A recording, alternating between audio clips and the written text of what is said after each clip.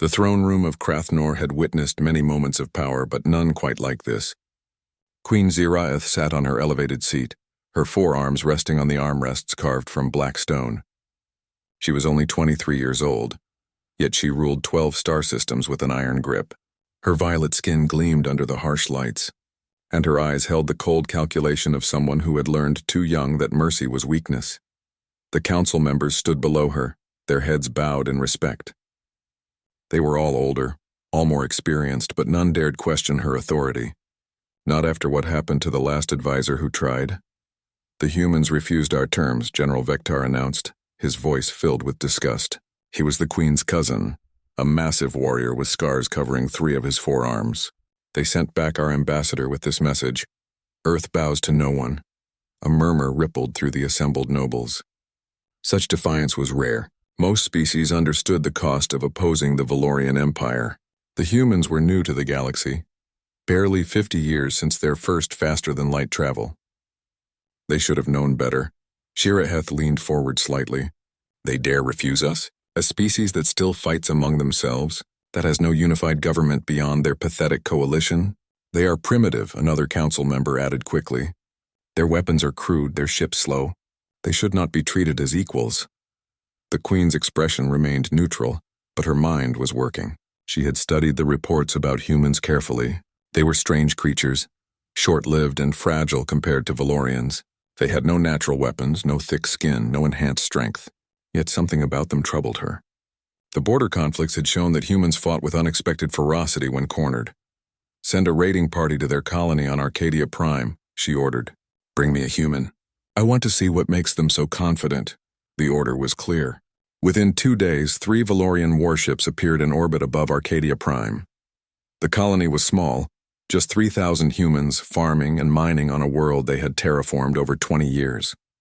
They had basic defenses, nothing that should trouble professional Valorian warriors. The raid began at dawn. Valorian soldiers descended in drop pods expecting quick surrender. Instead, they found organized resistance. The colonists had fortified their positions overnight. They used the terrain cleverly, setting traps and ambushes.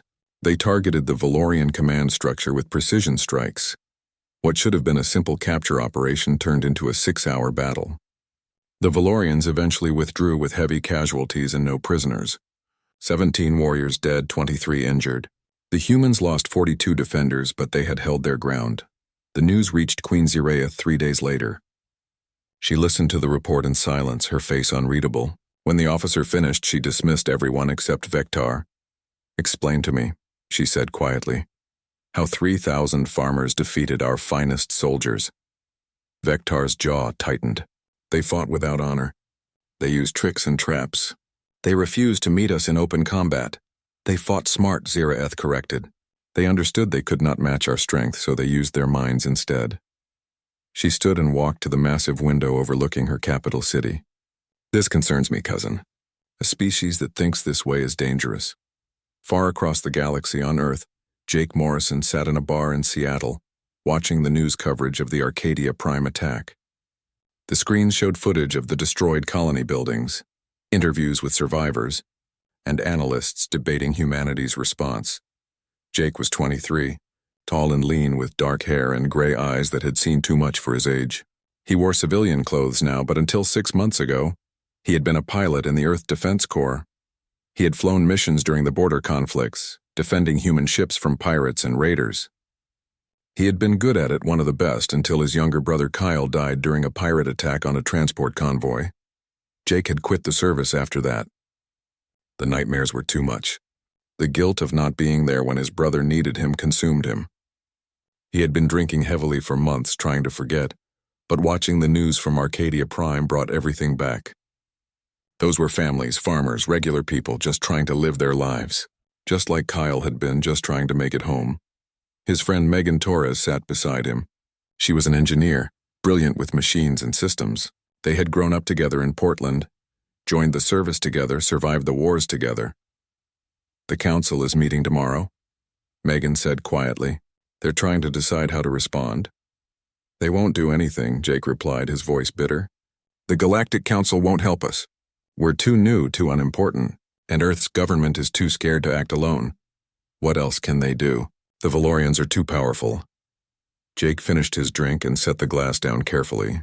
An idea was forming in his mind, crazy and dangerous, but it would not leave him alone.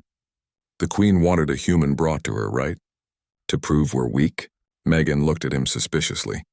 Jake, what are you thinking? I'm thinking she's never going to stop. She'll keep testing us, keep pushing until we either submit or fight, and if we fight, thousands will die. He turned to face his friend. But if someone went to her willingly on our terms, maybe we could change the equation. You're talking about going there yourself, Megan said flatly. That's suicide. Maybe. Or maybe it's the only way to show her that humans are not easy prey. Jake stood up. She's 23, right? Same age as us. She just took power trying to prove herself. Maybe she'll respect someone who isn't afraid of her. Over the next week, Jake made his plan. Earth's government tried to stop him. His former commanding officer, Colonel Lisa Hayes, argued with him for hours. His sister Amy begged him not to go, but Jake was stubborn. Once he made up his mind, nothing could change it. You taught me that leadership means taking responsibility, Jake told Colonel Hayes. Sometimes one person has to step forward so others don't have to. Megan prepared a small shuttle for him. The Wanderer, stocked with supplies and equipped with basic weapons he promised not to use. She also gave him a datapad loaded with Earth's history, music, art, and literature. If you're going to represent humanity, she said, tears in her eyes, take all of us with you. The night before he left, Jake recorded a message to his sister. Amy, if you're watching this, I'm probably not coming back. I need you to know that this isn't about giving up or running away. It's about doing something that matters. Kyle died protecting others. Maybe I can prevent more deaths by being brave enough to face what scares me most. He launched the next morning at dawn. Earth watched as one small shuttle flew toward Valorian space, carrying humanity's hopes and one man's courage into the unknown darkness between stars. The Wanderer was not impressive by galactic standards. It was a small diplomatic shuttle, designed for short trips between Earth and nearby colonies. The engine could barely manage faster than light travel, and its shields would not last 5 minutes against a real warship. Jake knew all of this as he plotted his course toward Krathnor, the Valorian homeworld. The journey would take 2 weeks through some of the most dangerous space in the galaxy. Valorian territory was massive, stretching across systems that had once belonged to other species before the Empire conquered them. Pirates and raiders prowled the borders looking for easy targets, and the Valorians themselves might simply destroy him on sight, rather than let him through. Jake had prepared a message to broadcast on all frequencies. It was simple and direct. I am Jake Morrison of Earth. I come willingly to answer Queen Zira-Eth's summons. I am unarmed and alone. He sent it on repeat as he crossed into Valorian space. For the first 3 days, nothing happened. The silence was almost worse than an attack. Jake spent his time reviewing the information Megan had loaded onto the datapad. He read about Earth's wars, its art, its music. He watched videos of children playing, of cities at night, of oceans and mountains. He wanted to remember what he was representing. On the 4th day, the Valorians found him.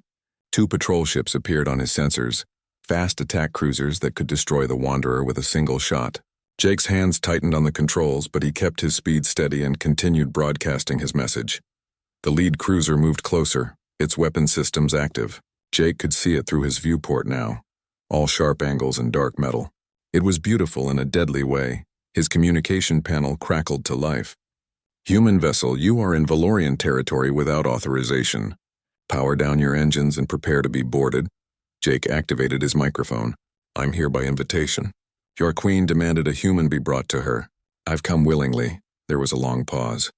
Jake imagined the patrol captain trying to figure out what to do with this information. Finally, the voice returned. Stand by. The 2 cruisers kept pace with him while they waited. Jake knew they were contacting their command, asking for orders. He wondered what they were saying. No species had ever voluntarily flown into Valorian space before, especially not alone and unarmed. After an hour, the communication panel activated again. This time the voice sounded different, more formal. Human Jake Morrison, you are cleared to proceed to Krathnor. Do not deviate from your course. Do not activate any weapon systems. You will be escorted the entire way. Relief flooded through Jake, though he tried not to show it. Understood. Thank you. The two cruisers fell into formation around him, one on each side.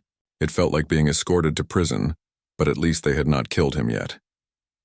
News of Jake's journey spread quickly. Earth's media covered it constantly, debating whether he was brave or foolish. Other species across the galaxy watched with interest. The Valorians had a reputation for cruelty toward those who defied them. What would they do with a human who walked into their hands willingly? Queen Ziriath heard about Jake's approach while reviewing military reports. Her advisor, an older Valorian named Kothra, brought her the news personally. "A human is traveling to Krathnor," Kothra said carefully. "He claims he comes willingly to answer your summons." The queen looked up from her datapad. "One human alone?" "Yes, my queen. A former soldier named Jake Morrison. He broadcast his identity openly and has made no hostile moves. Our patrols confirm he is unarmed." Ziraeth leaned back in her chair, intrigued despite herself. "What kind of trap is this?" "We have scanned his ship thoroughly. There are no hidden weapons, no bombs, no unusual technology. He appears to be exactly what he claims. Then he is either very brave or very stupid." The queen drummed her fingers on the armrest. "Or perhaps both. Let him come. I want to see this human who fears nothing." Jake encountered his second challenge on day 8. He was halfway through Valorian space when 3 warships surrounded him. These were larger than the patrol cruisers, battleships capable of destroying entire fleets. Jake's shuttle could fit inside one of their hangar bays. The commanding officer who contacted him this time sounded angry. "Human, you will surrender your vessel immediately. We will take you to Krathnor in our brig." Jake took a deep breath. "I respectfully decline. I'm traveling to see your queen as a free human, not as a prisoner. If you want to escort me, that's fine, but I'm keeping my ship. You are in no position to make demands." "I'm not making demands. I'm stating facts." Jake kept his voice calm. "Your queen wanted to see what humans are made of. Well, here I am showing her. If you drag me there in chains, you learn nothing. If you let me come on my own, you get to see who we really are." Another long silence. Jake could almost hear the debate happening on the other end. Finally, grudgingly, the officer responded. "Continue your course, but if you make one wrong move, we will vaporize you." "Understood. Thank you." That night, unable to sleep, Jake recorded another message to his sister. "Amy, I'm 9 days out from Krathnor. I've been thinking a lot about Kyle. Remember how he always said the scariest part of anything was the waiting? He was right. The Valorians haven't hurt me yet, but knowing I'm flying deeper into their territory every hour is terrifying." He paused, looking at the stars through the viewport. "But I keep thinking about all those families on Arcadia Prime who fought to protect their homes. I think about you back on Earth, working at the hospital, helping people. If I can stop a war by doing this, then every second of fear is worth it." As Jake got closer to Krathnor, the escort grew larger. More ships joined the formation, until he was surrounded by an entire battle fleet. The Valorians were not taking any chances. They were also making a statement, showing their strength to anyone watching. On day 13, Jake passed through the outer defense network of the Krathnor system. The planet itself appeared on his screens, a massive world with purple oceans and red continents. Cities covered entire regions, glowing with lights even from space. The Valorian homeworld was ancient and vast, home to billions. "Wanderer, this is Krathnor Orbital Control," a new voice said. "You are cleared for descent to the capital city. Follow the guidance beacon. Do not deviate." "Understood," Jake replied. His hands were shaking slightly now. This was it. No turning back. The descent took an hour. The Wanderer dropped through the atmosphere, passing through layers of clouds. Jake saw mountains and forests below, then cities growing larger. The capital was enormous, stretching as far as he could see. Buildings rose like spires, some taller than any structure on Earth. The guidance beacon led him to a landing platform near the palace complex. As his ship touched down, Jake could see Valorian soldiers surrounding the area. There had to be hundreds of them, all armed, all watching his shuttle. Megan's voice came through his communication system one last time. She had been monitoring his journey from Earth. "Jake, you made it. The whole planet is watching right now. Everyone back home is praying for you. Tell them I'll make them proud," Jake said quietly. "Or die trying." He powered down the Wanderer's systems and stood up. His legs felt weak, but he forced himself to walk steadily. He had worn his Earth Defense Corps uniform, dark blue with silver insignia. It was clean and pressed, the image of dignity. The airlock opened and Jake stepped out onto alien soil for the first time. The air was thicker than Earth's, warmer. The gravity was slightly heavier. Everything smelled different, like metal and something sharp he could not identify. The Valorian soldiers stared at him. He was so small compared to them, barely reaching their chests, but he kept his head up and his shoulders back. A commander stepped forward, towering over Jake. "Jake Morrison of Earth, you are summoned to the presence of Queen Ziraeth. You will come with us now." Jake nodded. "I'm ready." They escorted him into the palace, and with every step, Jake knew that the fate of humanity might rest on what happened next. The palace corridors seemed designed to make visitors feel small. The ceilings rose 50 feet high, carved with images of Valorian victories over conquered species. The walls were polished black stone that reflected Jake's image back at him, making him see just how tiny he looked surrounded by Valorian guards. They walked for what felt like hours, though Jake knew it was probably only 20 minutes. His heart pounded in his chest, but he kept his breathing steady. Fear was natural, showing it was a choice. He chose not to. Finally, they reached a massive set of doors, each one 30 feet tall and covered in precious metals. 2 guards stood on either side, their forearms holding weapons that looked capable of cutting through steel. The commander who led Jake raised one hand and the doors began to open slowly. Sound rushed out first. Hundreds of voices, all speaking in the Valorian language, a harsh and musical combination that Jake's translator earpiece struggled to keep up with. Then came the sight of the throne room itself. It was enormous. The ceiling disappeared into darkness far above. Columns lined both sides, each one carved to look like a different conquered world. At the far end, perhaps 200 feet away, sat the throne itself, elevated on a platform that required climbing 20 steps to reach. And on that throne sat Queen Ziraeth. Even from a distance, Jake could see her clearly. She was tall like all Valorians, but there was something different about her. Younger maybe, or perhaps just the way she held herself. Her forearms rested on the throne's armrests, relaxed but ready. She wore armor that looked ceremonial but functional, black with silver designs. Her violet skin seemed to glow under the lights. The room fell silent as Jake entered. Hundreds of Valorian nobles, military officers, and courtiers turned to stare at him.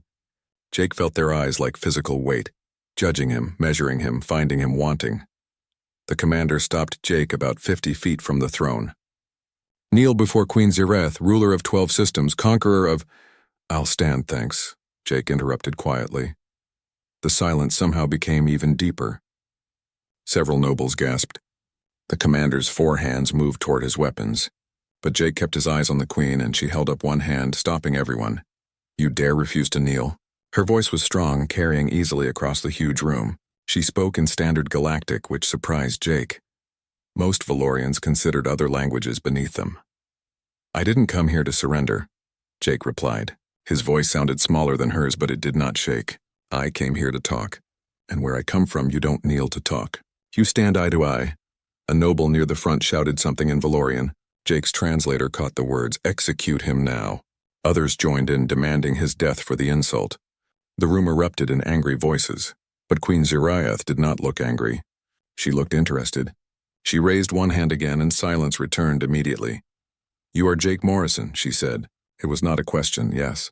"A former soldier. A pilot, age 23. You lost your brother 3 years ago to raiders." She had clearly done her research. "And now you fly alone into my territory, walk into my throne room, and refuse to show proper respect. Tell me, Jake Morrison, do you have a death wish?" "No," Jake said honestly. "I have a life wish. For my species. For yours too, if you'll listen." Ziraeth leaned forward slightly. "Explain," Jake took a breath. This was the moment everything depended on. "You demanded a human be brought to you because you wanted to see what we're made of. You wanted to prove we're weak, that we should bow to the Valorian Empire. But taking a prisoner would not show you anything except that we can be captured." He took a step forward. The guards tensed, but the queen did not signal them to stop him. "So I came willingly," Jake continued. "Not because I'm weak, but because I'm strong enough to face what scares me. You want to know if humans are worth conquering? Let me show you. Not through surrender, but through challenge." "Challenge?" The queen's eyes narrowed. "You challenge me?" "I challenge your assumptions. You think humans are primitive and easy to dominate. I say we're more trouble than we're worth." "Let me prove it." The room erupted again, nobles shouting that he should be killed immediately for such arrogance. But Ziraeth was smiling now, a small expression that did not reach her eyes but suggested she was enjoying this more than she had expected. "And how would you prove this?" she asked. Jake had thought about this for 2 weeks. "Give me tests. Whatever trials you think will show human weakness. If I fail, Earth will agree to pay tribute to the Valorian Empire for 50 years. We'll acknowledge your superiority. And if you succeed, then you leave human space alone for 50 years. No raids, no demands, no interference. Give us time to grow and maybe we'll meet again as equals." General Vekatar, standing near the throne, laughed harshly. "You offer yourself against the entire Valorian Empire? One human? Every empire starts with one person's choice," Jake said, looking at the general. "Your queen knows that. She took this throne at 23, same age as me. I bet people told her she was too young, too inexperienced. But she proved them wrong." He looked back at Ziraeth. "I'm asking for the same chance." The queen studied him for a long moment. Jake could not read her expression. Around them, the court waited, the tension so thick it was hard to breathe. Finally, Ziraeth stood. She was at least a foot taller than Jake, even from a distance. She walked down the steps from her throne, her forearms moving with natural grace. She crossed the distance between them until she stood directly in front of Jake. Up close, he could see the scars on her arms, the sharp intelligence in her eyes. She was beautiful in an alien way, but also dangerous. Jake had to tilt his head back to meet her gaze, but he did not look away. "You are either the bravest human alive," she said quietly, "or the most foolish. I have not decided which." "Maybe both," Jake admitted. That made her smile, a real one this time. "5 trials," she said, loud enough for the whole court to hear. 5 tests that will measure what humans are truly made of. Not just strength, but mind, will, and spirit. If you fail even one, Earth bows to us. If you succeed in all 5, I will give you your 50 years. "Agreed," Jake said immediately. Ziraeth turned to address her court. "Let it be known across the galaxy that the human Jake Morrison has accepted my challenge. We will see if his species deserves to stand among the stars, or if they should kneel like all the others." The nobles and officers responded with a cheer, though Jake noticed not all of them looked happy. Some, like General Vektar, looked angry. They wanted Earth crushed, not given a chance to prove itself. The queen turned back to Jake. "You will be given quarters in the palace. The first trial begins tomorrow. I suggest you rest. You will need your strength." "Thank you," Jake said. Then, because he could not help himself, he added, "You could have just killed me when I arrived." "Why didn't you?" Ziraeth paused. For a moment, something like respect flickered across her face. "Because in 3 years on this throne, no one has surprised me. You did. That is worth something." She walked back to her throne, and guards surrounded Jake to lead him away. As he left the throne room, Jake could feel hundreds of eyes on his back. He had just gambled humanity's future on his own abilities. He had one night to prepare for trials designed by a species that had conquered half the galaxy. In his quarters later, a simple room that was still larger than his entire apartment back home, Jake stood at the window looking out at the alien city. Somewhere up there beyond the atmosphere, Earth continued spinning. His sister was there, Megan, Colonel Hayes. Millions of people who did not know their fate now rested on 5 trials. Jake's hands shook as he pulled them away from the window. He had been holding his fear back all day, presenting a calm face to the Valorians. But now alone, he could admit the truth. He was terrified. But he was also determined. Tomorrow he would show Queen Ziraeth and all the Valorians what one human could do when everything depended on it. He lay down on the strange bed, knowing sleep would not come easy. In the darkness, he whispered to himself the same words his brother Kyle used to say before every difficult mission. "Fear is just another opponent, and I've never lost when it counted." Jake hoped that would still be true tomorrow. The first trial began at dawn. Guards came for Jake and led him through the palace to an underground facility that looked like it had been carved from solid rock. The air was cold and smelled like stone and something else, something that made Jake's instincts scream danger. Queen Ziraeth waited for him in an observation room overlooking a massive chamber. Through the transparent walls, Jake could see what looked like a maze, but the walls constantly shifted and changed colors. "The maze of Calvor," the queen explained. She stood with her forearms crossed, looking down at the chamber. "It tests mental strength and problem-solving. Most species go insane within 3 hours. The record for completion is 7 hours. You will enter with nothing but your mind. Jake studied the maze carefully. The walls were not just moving randomly. There was a pattern, subtle but present. What happens if I fail? Then you will be removed before permanent damage occurs. But your trial will be over and Earth will submit. And if I solve it?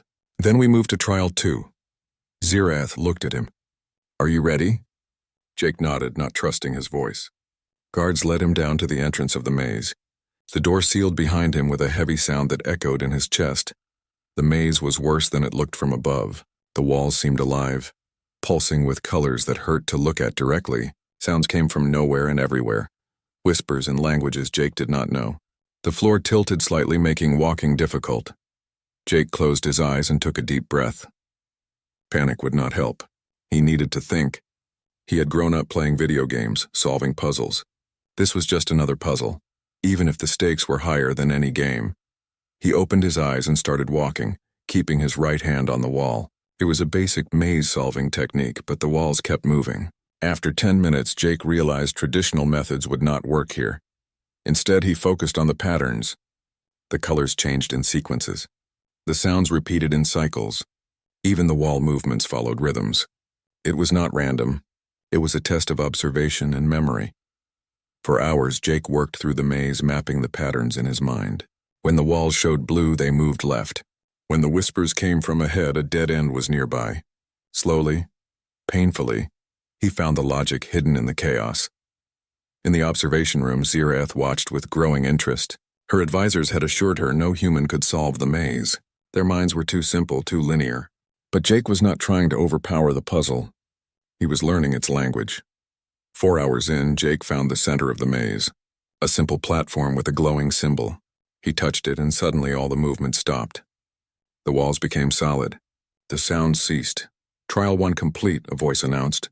Time, 4 hours, 17 minutes. Guards entered to escort Jake out. He was exhausted, his mind feeling bruised from the concentration.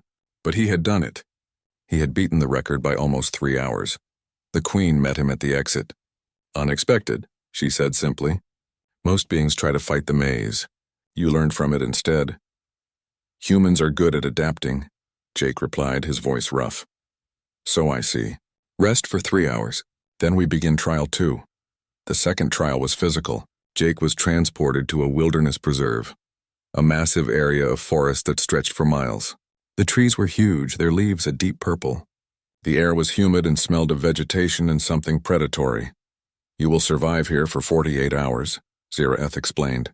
She stood at the edge of the forest with her guards. Kalthor beasts hunt these woods. They are what we use to train our warriors. 3 of them will be hunting you. Survive and you pass. Jake swallowed hard. What if I don't survive? Then at least your death will be honorable. She gestured to the forest. Begin. Jake ran. He had no weapons, no tools, just his uniform and his mind. The forest was thick, making visibility poor. Every shadow could hide a predator. Every sound could be something coming for him. He spent the first 6 hours moving, never staying in one place long. He found a stream and followed it, knowing he would need water. He gathered materials as he went. Strong vines, sharp stones, branches that could serve as clubs. As night fell, Jake built his first trap. It was simple, just a pit covered with branches but positioned near a game trail. Then he climbed a tree and waited. The Kalthor beasts found him around midnight. Jake heard them before he saw them. Massive creatures that moved through the forest like shadows. They were fast and smart, working as a pack. One of them fell into Jake's trap. The others became more cautious after that, which was what Jake wanted. Fear was a tool, and now the hunters knew the prey could bite back. For the next day and a half, Jake played a dangerous game. He set more traps. He used the terrain to his advantage, leading the beasts into areas where their size worked against them. He used fire to create barriers and noise to confuse them. On the second night, Jake managed to trap the second beast in a deadfall trap he had spent hours constructing. That left one, and Jake knew it would be the most dangerous. The remaining Kalthor was learning from his mistakes. The final confrontation happened as the 48 hours were almost up. The last beast cornered Jake near a cliff edge. It was huge, with 6 legs and jaws that could crush bone. Jake had nowhere to run, so he did not run. Instead, he grabbed a burning branch from his fire and charged the beast, screaming at the top of his lungs. The sudden aggression surprised it. The beast backed up a step, and Jake used that moment to dive between its legs, rolling under its body and coming up behind it. Before the beast could turn, Jake was running again, leading it toward his final trap, a section of ground undermined by the stream disguised with branches. The beast's weight broke through and it fell into the rushing water below. When the time ended, recovery teams found Jake sitting by his fire, exhausted but alive. All three beasts had been neutralized without killing any of them, which impressed the Valorian observers more than if he had simply killed them all. The third trial was pure endurance. Jake was strapped to a chair while neural stimulators increased pain levels gradually. The Valorian record was 6 hours. Jake knew he could not physically outlast them, so he did something else. He started talking. He recited poetry he had memorized in school. He sang songs from Earth. He told stories about his childhood, about Kyle, about humanity's history. He turned the pain into background noise and filled his mind with everything that made him human. The Valorian observers were confused at first, then fascinated. Jake lasted 11 hours, not through superior pain tolerance, but through mental discipline and emotional anchoring. When he finally passed out, even General Vectar looked impressed. The fourth trial was a debate before the Valorian High Council. Jake had to argue why humanity deserved to exist independently. He expected to defend human strength or technology. Instead, he did something different. He told them the truth. He talked about Earth's wars, about humanity's mistakes, about the times humans had failed each other. But he also talked about how humans learned, how they grew, how they never stopped trying to be better. "We are not perfect," Jake said to the assembled council. "We're messy and complicated, and we make terrible choices sometimes. But we're also capable of incredible kindness. We create art, we sacrifice for strangers. We look at the stars and dream of touching them." He looked directly at Queen Ziraeth. "You've conquered a dozen systems. You're powerful and ancient and impressive. But tell me, when was the last time one of your people did something just because it was right, not because it was ordered? When was the last time a Valorian sacrificed everything for an ideal?" The silence that followed was heavy. Jake thought he might have gone too far, but several council members were nodding thoughtfully. The fifth and final trial came the next day. Jake was brought to a simulation chamber. Inside, he was shown 2 scenarios on screens. In one, he could save himself and return home a hero. In the other, he could save a Valorian colony threatened by a volcanic eruption, but he would die in the process. Everyone expected him to choose himself. Even the Queen seemed certain of it. Humans were known for self-preservation. Jake looked at both scenarios for a long moment. Then he reached forward and selected the colony without hesitation. "Wait!" Ziraeth's voice came through the speakers. "Do you understand? If you choose that option, you will die." "This is not a trick, I understand," Jake said calmly. "But those are people, children, families. How could I live with myself knowing I chose my life over thousands of others?" The simulation froze. The door opened and Queen Ziraeth entered personally, staring at Jake with an expression he could not read. "Why?" she demanded. "Why would you die for Valorians?" "We are not your people." "Because that's what being human means," Jake said simply. "We don't always make the right choice. But when it really matters, we try. We're not perfect, but we're good enough to keep trying." The Queen studied him for a long moment. Then slowly she began to smile. The throne room was packed with more people than it had held in years. Representatives from dozens of species had arrived to witness the conclusion of Jake's trials. News had spread across the galaxy about the human who challenged the Valorian Empire and survived 5 impossible tests. Jake stood in the center of the massive room, still wearing his Earth Defense Corps uniform. It was torn and stained from the trials, but he wore it with pride. His body ached from the physical ordeals and his mind felt worn from the mental challenges. But he stood straight and kept his head high. Queen Ziraeth sat on her throne, looking down at him with an expression that had changed over the past week. Where there had been curiosity and doubt before, now there was something like respect. "Jake Morrison of Earth," her voice rang out across the silent chamber. "You were brought here to prove humanity's worth. You have endured 5 trials designed to break the strongest warriors in the galaxy. Against all expectations, you have succeeded in each one," the crowd murmured. Jake could feel their eyes on him, dozens of species watching to see what would happen next. Ziraeth stood and descended the steps from her throne. She crossed the distance to Jake, her forearms moving with that natural grace he had come to recognize. When she stood before him, she spoke loud enough for everyone to hear. "I demanded a human be taken to show your species weakness," she said. "Instead, you came willingly and showed me something I did not expect. You showed me that humanity's strength lies not in your bodies or weapons, but in your spirit. You are young as a species, barely walking among the stars, but you possess something rare in this galaxy." She paused, and Jake held his breath. "You possess hope. You possess the ability to adapt, to sacrifice, to choose the difficult path because it is right. These are qualities we Valorians have forgotten in our pursuit of power." She raised her voice even higher. "Therefore, I declare that the Valorian Empire will honor the agreement. Human space will remain untouched for 50 years. No raids, no demands, no conquest." The throne room erupted in mixed reactions. Some cheered, seeing wisdom in the Queen's decision. Others shouted in anger, feeling that humanity should still bow. Jake saw General Vectar standing near the throne, his face dark with rage. But Siraeth was not finished. "Furthermore, I propose a cultural exchange between our peoples. Let us learn from each other rather than simply dominate or be dominated. Let us see what we can build together." She extended one of her 4 hands toward Jake. It was a gesture of equals, something no Valorian monarch had ever offered to a member of a younger species. Jake reached out and shook her hand. The crowd's noise grew louder, but Jake focused on the Queen's eyes. He saw something there, a shared understanding. They were both young leaders trying to do what was right for their people. Then everything went wrong. General Vectar shouted something in Valorian and drew a weapon. Several other nobles around him did the same. It was a coup, planned and executed in the moment when the Queen's guard was focused on the ceremony. "Traitor!" Vectar roared at Siraeth. "You shame our ancestors by treating these primitive humans as equals." Everything happened at once. Vectar fired his weapon at the Queen. Jake saw it coming and did the only thing he could think of. He threw himself at Siraeth, knocking her aside.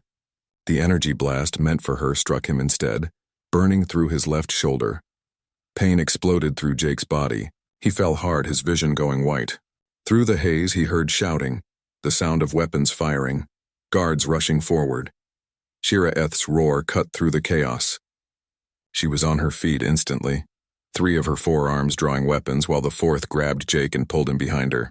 The Queen moved like a trained warrior, which Jake realized she was. She had not taken the throne through politics alone. The throne room became a battlefield. Vectar's rebels fought against the Queen's loyal guards. Jake tried to stand, but his legs would not work. The wound in his shoulder was serious. He could feel himself going into shock. Through blurred vision, he saw Siraeth fighting. She moved through the rebels like a force of nature, her 4 arms working in perfect coordination. She was terrifying and magnificent, a reminder that the Valorians were warriors before anything else. The battle lasted only minutes.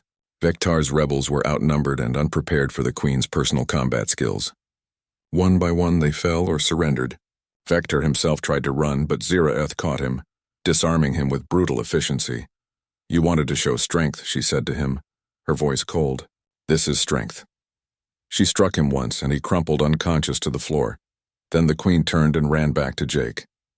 She dropped to her knees beside him, her 4 hands moving across his wound with surprising gentleness. "Medics!" she shouted. "Now!" Jake tried to speak but only managed a weak cough. Blood stained his uniform, spreading from the shoulder wound. He had been hit by a Valorian weapon designed to kill beings much tougher than humans. "Why?" Siraeth demanded, her face close to his. "Why did you save me? You could have let me die and your people would be free of the Valorian threat." Jake managed a small smile despite the pain. "Because that's not who we are, told you. We try to do the right thing." Medical personnel arrived and began working on Jake immediately. They injected him with something that made the pain recede slightly. One of them looked at the Queen and shook his head slightly, a gesture that Jake understood even through his fading consciousness. The wound was fatal. Human medical technology could not save him here, light years from Earth.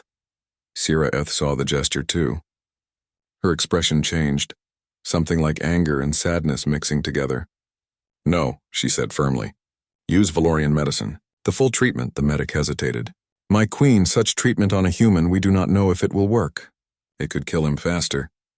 Or it could save him," Siraeth shot back. "Do it. That is an order." They loaded Jake onto a medical transport. As they rushed him away, Jake heard the Queen's voice one last time. "Live, Jake Morrison. You have given us a gift. Do not die before we can return it." Jake woke up 3 days later in a medical facility that looked nothing like any hospital on Earth. His entire left side was wrapped in some kind of bioorganic bandage that pulsed with soft light. He was alive, though he was not sure how. A Valorian doctor explained that they had used advanced regeneration technology, treatment normally reserved for the Queen's elite guards. Jake's human biology had responded differently than expected, but successfully. He would recover fully, though it would take time. Queen Ziraeth visited him on the 5th day. She came alone, without guards or attendants, and sat in a chair beside his medical bed. "The rebels have been dealt with," she said without preamble. "Vectar and his followers will face trial. The Council has voted unanimously to support the treaty with Earth." "That's good," Jake said. His voice was still weak, but getting stronger. "You saved my life," Ziraeth continued. "You, a human I met 1 week ago, threw yourself in front of a weapon meant to kill me." "Why?" Jake thought about it. "Because it was the right thing to do, and because I think you're trying to be a good leader. Your people need you." "My people need to change," Ziraeth corrected. "We have been conquerors for so long that we forgot there are other ways to be strong. You showed me that." She leaned forward. "When you return to Earth, you will go as humanity's first official ambassador to the Valorian Empire. You will have resources, protection, and a direct line to me personally." "I'm not a diplomat," Jake protested. "No, you are something better. You are someone who acts when it matters. That is what I need, what we both need." She stood up. "Rest now.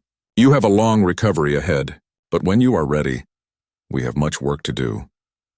She left, and Jake lay back in the medical bed trying to process everything that had happened. He had come to Krathnor expecting to die. Instead, he had changed the course of history. 3 months later, Jake stood on the landing platform where he had first arrived. The Wanderer had been repaired and upgraded with Valorian technology. Megan would be impressed when she saw it. A crowd had gathered to see him off. Thousands of Valorians lined the platforms and buildings, watching the human who had challenged their queen and earned her respect. Jake felt overwhelmed by the attention. Queen Ziraeth came to say goodbye personally. She stood before him, and this time when she extended her hand it felt like saying farewell to a friend rather than a formal gesture. "Thank you," Jake said simply, "for everything, for listening, for giving us a chance." "Thank you," Ziraeth replied, "for reminding us that strength comes in many forms. Your species will do great things among the stars, Jake Morrison. I look forward to seeing what you accomplish." "Maybe next time we meet it will be under better circumstances," Jake suggested. The Queen smiled, a real and genuine expression. "I hope so, though I doubt it will be as interesting." Jake boarded the Wanderer and powered up the systems. As he lifted off, he looked down at the capital city one last time. It looked different now, less threatening and more like a place where he had made unexpected friends. The journey home took 2 weeks, but this time Jake did not travel alone. A Valorian escort fleet accompanied him, not as prison guards but as honor guard. When he reached Earth orbit, every ship in the human fleet came out to meet him.